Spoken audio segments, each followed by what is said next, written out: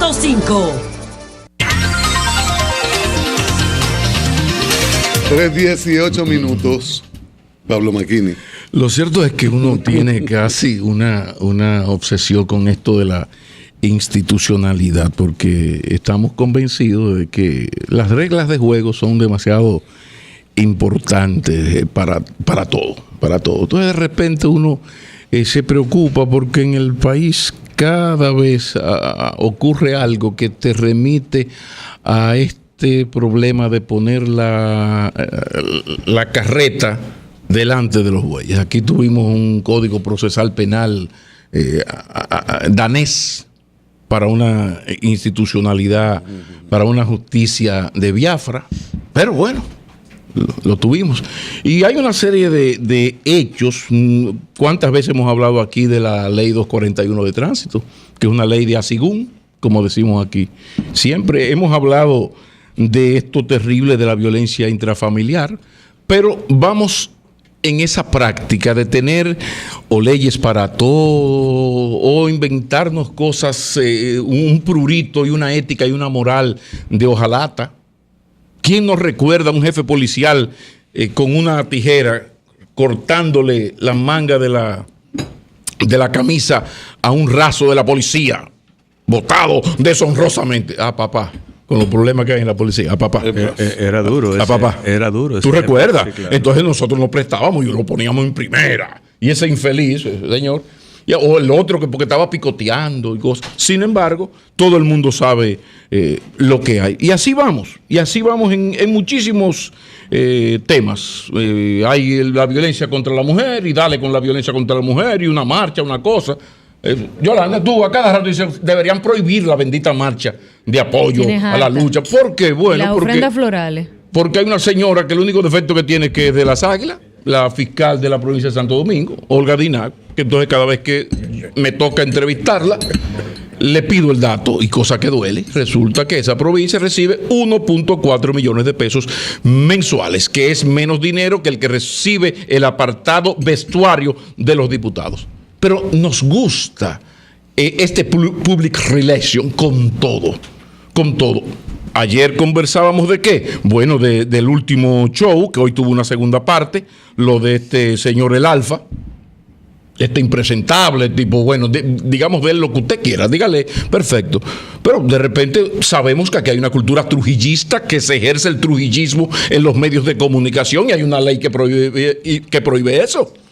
Como aquí se ha dicho de Duarte en los medios de comunicación y se sigue diciendo que, por favor. Ah, no, pero de repente, cáspita, me he golpeado. Las autoridades se dieron cuenta de que este loquito, no le voy a decir otra cosa, me parece es una persona muy madura, hace esto. Entonces, de repente, indignado todo el mundo. Bueno, eso era hasta ayer. Hoy tuvo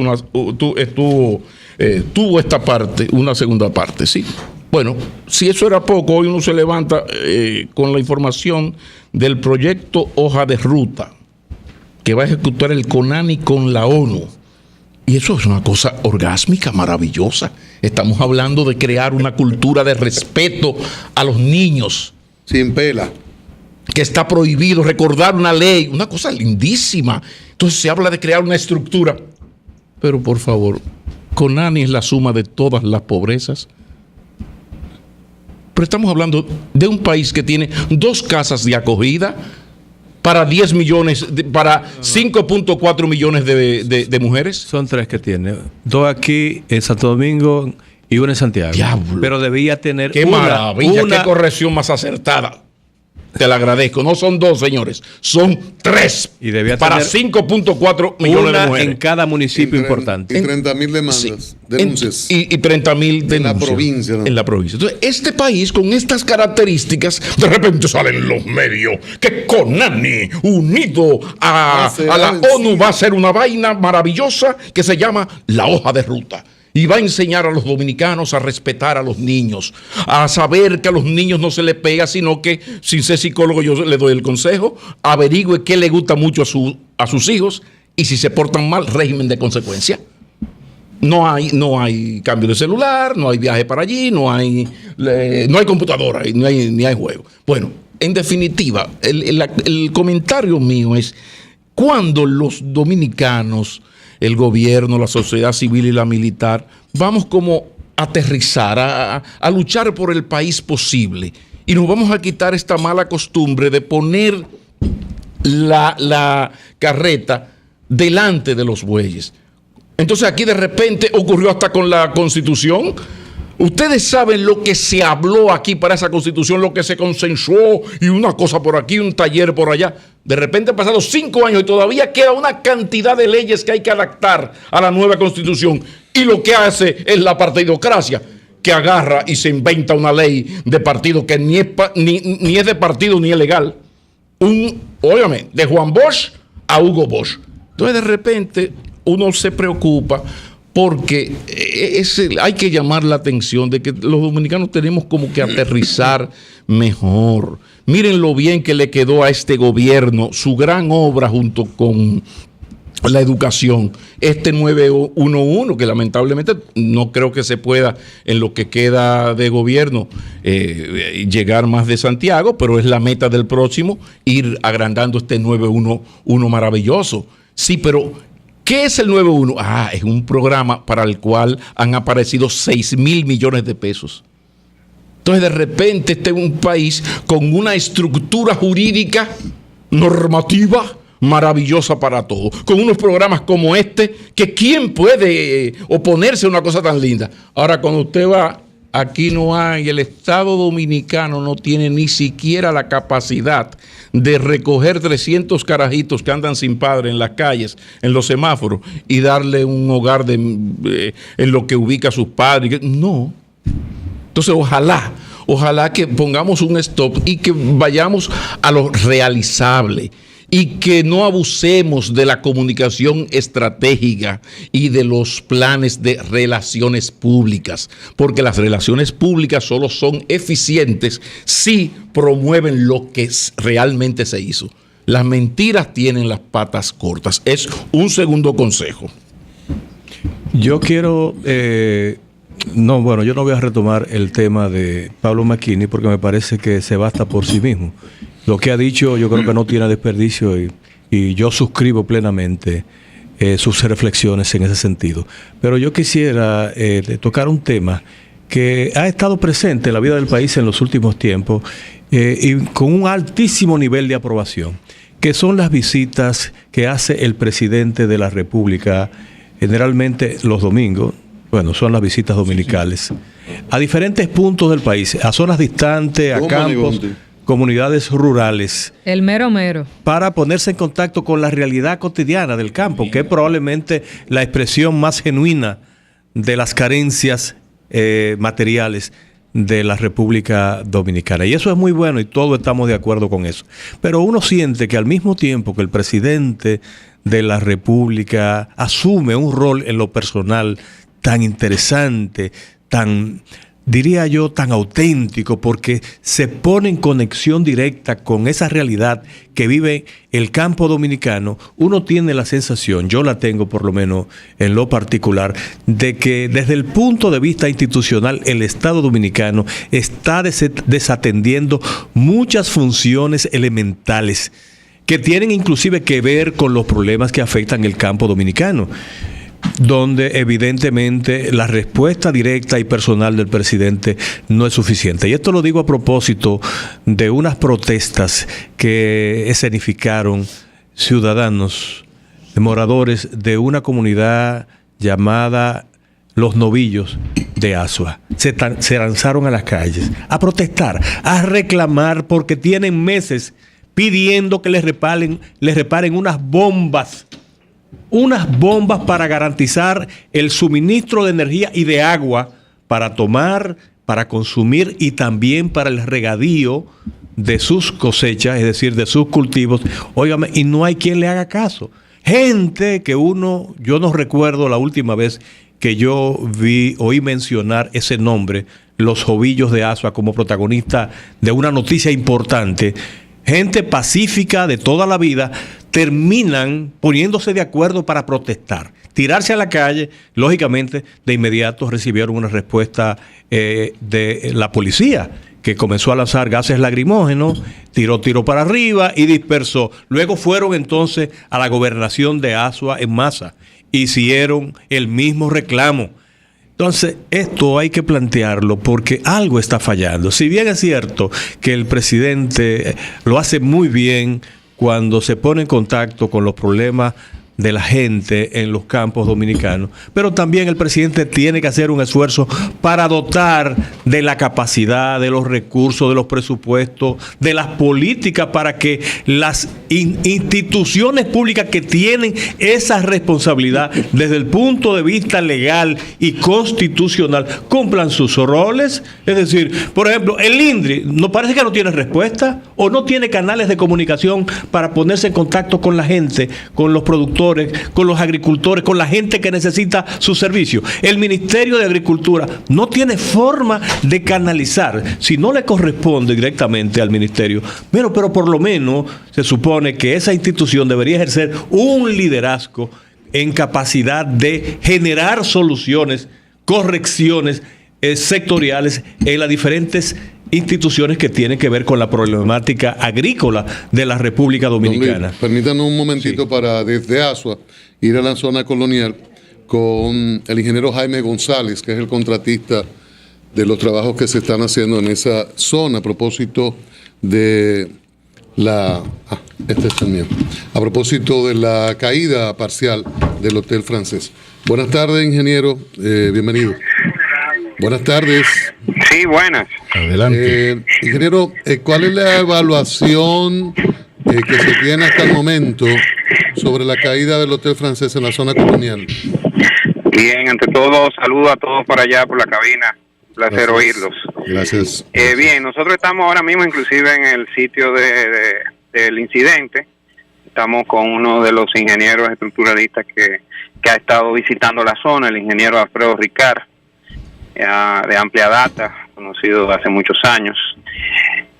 Y estamos aquí. En el día de ayer, se nombró una comisión multidisciplinaria donde está desde el ayuntamiento, patrimonio, obras públicas, Íconos, que es una asociación de conservacionistas de la zona colonial, y turismo, además de otros integrantes dentro del proceso. Esa comisión va a hacer 3 evaluaciones, una a nivel estructural, isodosísmica, que la está representando el ingeniero Reyes Madera. Esa comisión va a entregar 3 informes, uno estructural para saber qué pasó en el edificio, uno a nivel de patrimonio, como patrimonio, ¿verdad? Tenía el valor y ese tipo de cosas, y otro ya a nivel económico que representa reestructurarlo y restaurarlo de nuevo. Es bueno informar que la parte que se cayó fue parte del lobby de la entrada, y no fue el edificio completo, fue aproximadamente un 25% de lo que es la estructura que colapsó. Ese es más o menos lo que se está haciendo. Las reuniones son, hoy hemos tenido reuniones de las 10 de la mañana hasta este momento y seguiremos en el día a día. Jaime, ha corrido evaluando en general el proceso completo. Jaime, una de las primeras versiones o intento de explicación sobre el problema que afectó al Hotel Francés es que la situación fue producida por el efecto de las excavaciones que se realizan en la ciudad colonial. ¿Ustedes han podido establecer eso o lo descartan totalmente? No, mira, evaluar cualquier situación ahora mismo estaríamos pecando de tener un criterio. La comisión lo va a evaluar, se está evaluando todas esas posibilidades. Lo que sí es cierto que de toda la zona colonial, que se han trabajado 2 kilómetros y algo, apenas quedaban 20 metros para terminar el proceso, y eran justamente esos 20 metros.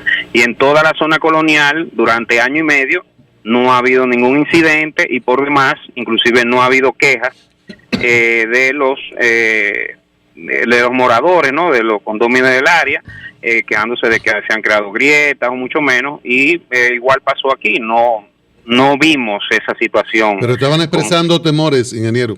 Perdón, perdón. Ayer, en entrevistas que se hicieron a moradores y personas con negocio en el lugar, estaban expresando temores por otras posibles caídas.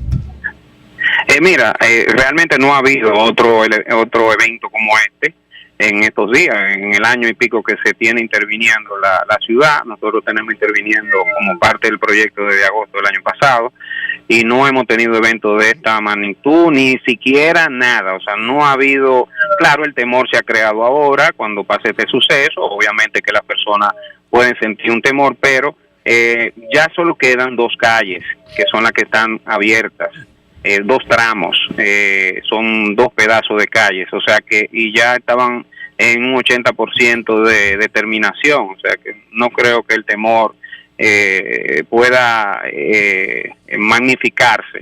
Creo que es un asunto de resolver este problema, que ha sido un problema muy puntual, muy desagradable. O sea, nosotros estamos pasando por una situación sumamente difícil, en lo personal y en lo profesional.